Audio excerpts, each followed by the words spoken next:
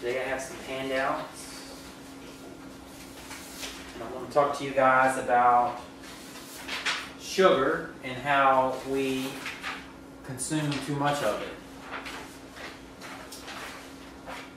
Sugar consumption and the rise of diabetes. There's a growing problem in the United States of America.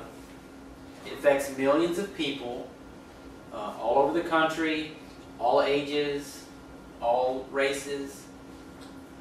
It was once thought to only affect adults, but it's becoming much more common in children, and it's preventable through changes in our eating habits. This disease is type 2 diabetes. I'm sure some of you are familiar with the little blood test.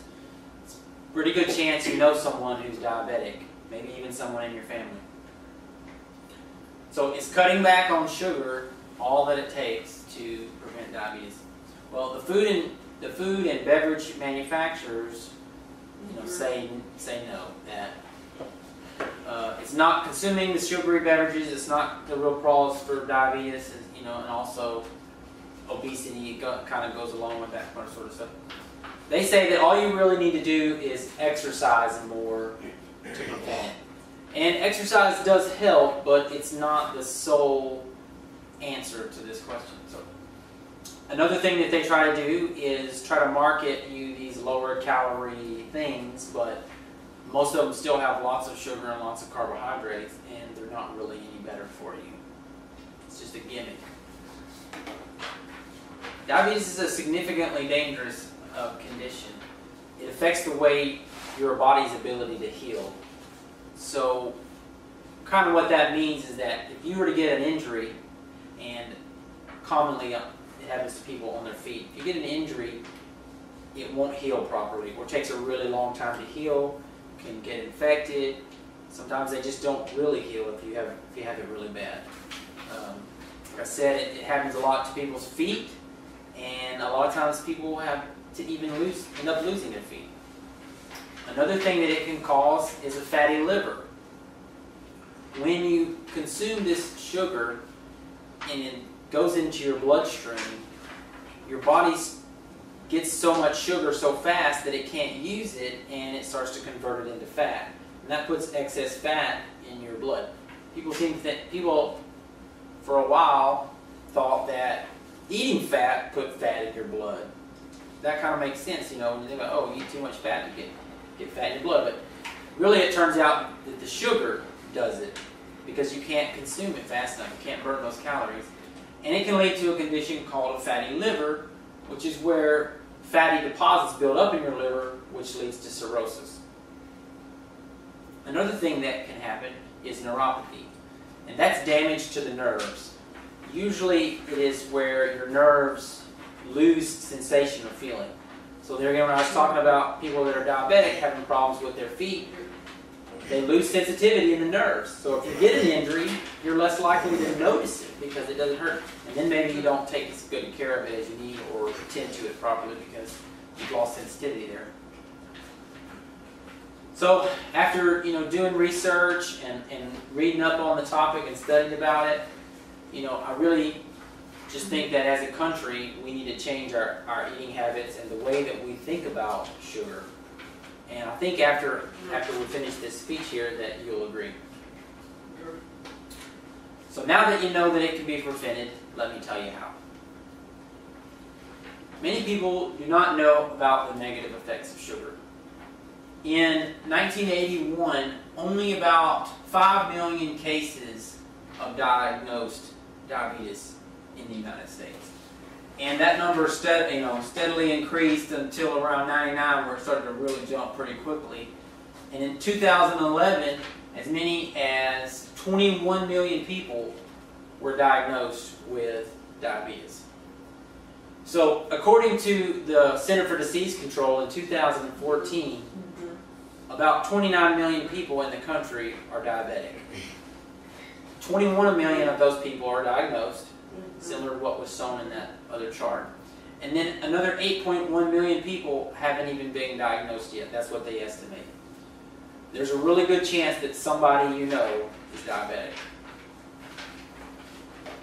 too much sugar in the body leads to an insulin resistance and eventually type 2 diabetes.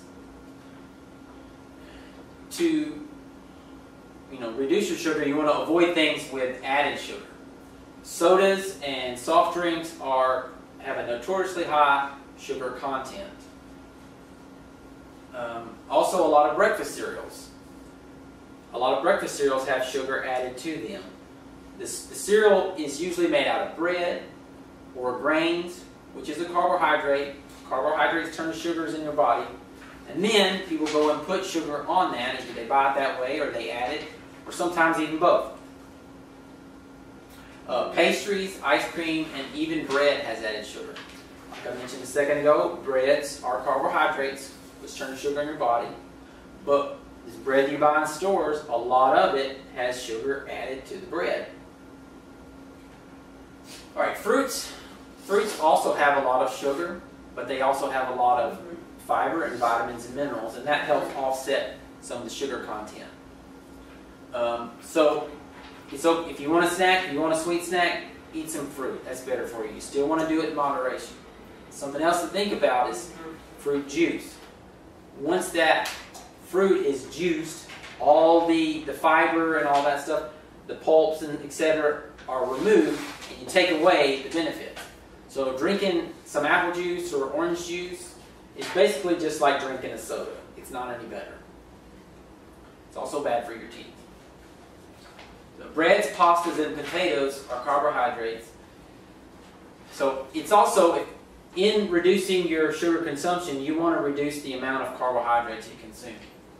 That means cutting back on breads and pastas, potatoes, french fries.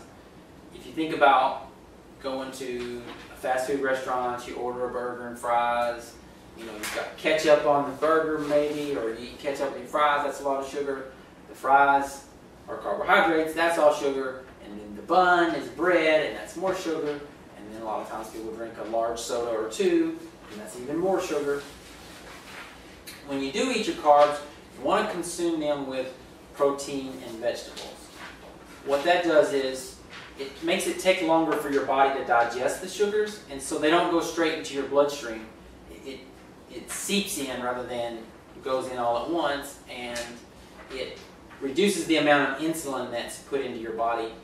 It is less of a spike, and therefore it is better at reducing your insulin resistance.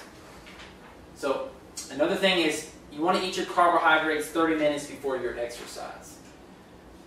When those carbohydrates go into your blood, that is energy ready to be burned.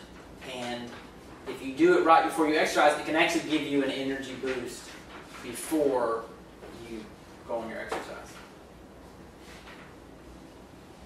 All right, now I'm going to turn it over to the next person.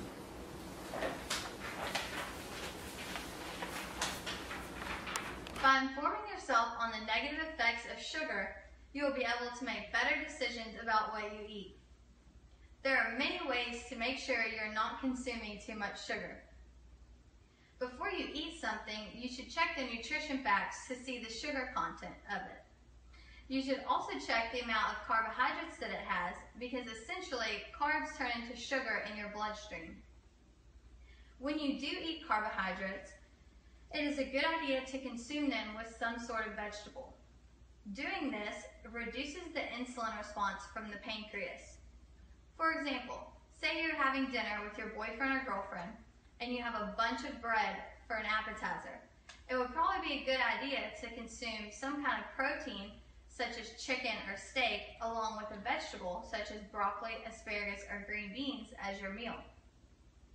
The fiber in vegetables also helps to offset the carbohydrates. When eating carbohydrates or sugar, you should consume them 30 minutes before exercising to fuel your body and burn the carbs before they are translated into fat in your body. If you look at this diagram, you can see that any carbs that you eat, such as sugar, white bread, or any kind of whole grain wheat, turns into glucose or sugar, and all the carbs are broken down into this. This is known as blood sugar. Then the glucose in the bloodstream spreads out to everything in your body, such as your brain and your muscles. This other chart shows how blood sugar spikes or drops in your body depending on the sugar that you eat. Too many calories or carbs per meal causes your blood sugar to spike, which makes your body store the fat. If you skip a meal, restrict calories or carbs, or exercise on an empty stomach, then your blood sugar will drop, causing your body to burn muscle instead of fat. It is a good idea to keep your carb and sugar range between 80 milligrams and 120 milligrams to be healthy. You should also stay away from processed foods such as cookies or candy. One large batch of cookies has up to 3 cups of sugar, and one bag of Skittles contains 28 grams of sugar. When you're consuming sugar, it is a good idea to engage in light to moderate exercise. This will help to burn the sugar quickly before it will turn into fat in your body. We can do something about sugar intake on a national and a personal level. On a national level, we need to decrease our soda consumption and increase our awareness of diabetes. Kelly Brownwell, a director at Yale University, recommends regulation of marketing aimed at children because their health and well-being are essential to the future vitality of the country. She also suggests that milk and fruit be the first option for fast food meals instead of fries and a Coke. These are a few incentives for people to be more healthy by eating less sugar. On a personal level, we can commit our lives to be more healthy by eating less sugar and preventing diabetes, such as type 2 diabetes. Dr. Robert Owens suggests that you should not have dessert or a can of soda more than a couple of times a week. Also, the World Health Organization suggests that up to 10% of calories come from sugar alone, but you should still stick to the healthy sugars like those that are in fruit. Reducing sugar intake doesn't only lower your chances of diabetes, it makes you feel better too. Now that you've heard the problem and the solution, try visualizing this. All races and all ages of people are capable of making their own health decisions. No one dreams of becoming obese or finding out that they have diabetes. Imagine cutting back on a couple of sodas per week and seeing a difference in your energy levels and physical appearance. How would this make you feel? I'm sure you would feel terrific knowing that such a little change had such a positive influence in your life. Imagine sitting your kids to lunch with a balanced, nutritious meal instead of a fatty, sugar-filled meal and seeing a great impact both mentally and physically in them. Now imagine you being the first one in your family to not have diabetes just by cutting back on some foods and drinks that contain high sugar content. There are no disadvantages to lowering your sugar levels, your sugar intake. It's a win-win. It doesn't cost you anything and you don't lose anything by doing it.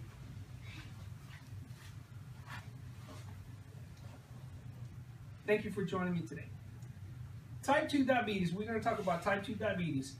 One may face short and long-term complications. You need to take care of yourself. You can face short-term or long-term to where if you don't take care of yourself, in the long run, it can hurt you. Increase aerobic exercise. One must exercise in order to control your blood sugar. Increase your weight training. You can go to classes and you can be trained to maintain your weight. Decrease weight to ideal body weight. You should weigh at a certain, according to your height and your size, you should weigh a certain amount. Controlling body weight. Search for ideal body weight according to your size. Again, we have to go, if you can find a place where you can, where they can tell you what your body weight should be, or you can actually look in the internet. Men and women have different body weight categories. According to the researchers, you have to be a certain weight and a certain height. If you're a man and you're a certain height, you have to weigh a certain amount. Same goes for women. Follow a proper diabetic diet. That is very important that you follow your diet. Avoid eating carbohydrates, rice, noodles, etc. Avoid eating candies, sodas, high on sugars. Eat foods with natural sweeteners, strawberries, oranges, even bananas have sweeteners. Increase your fiber intake. Add more fruits and vegetables. It's a must. You must eat more fruits and vegetables in order to maintain, so you can have that blood sugar in your body. And it's a good blood sugar. Exercise regularly. You must exercise every day. Make sure that you exercise to where you can get your heart going and you can actually get your blood sugar regulated with exercise. There's different treatments and plans. Metformin generally is for type 2 diabetes. Glucophage is also one. Glucometza. There's different treatments and plans. Metformin generally is for type 2 diabetes. Glucophage is also one. Glucometza is another one. Sulfonylurea helps body secrete more insulin. Meglitarides encourages body to secrete more insulin faster and stays active longer. This is the medication that if your blood sugar goes really high, it can bring it down, and it brings it down to a certain level. And it stays in your body a lot longer. Become more active. We want you to become more active. Go outside, do more work outside, walk, play with your children outside. Cook healthier. You want to eat healthier. Avoid all the fast food restaurants, and pick and choose your foods. Choose healthier options. Instead of getting French fries, why don't we get carrots? And it's important that you monitor your blood sugar. Monitor your blood sugar at all times, especially if you're taking insulin. Sometimes if you take insulin, you're going to have to monitor your blood sugar more than one time a day. Thank you so much.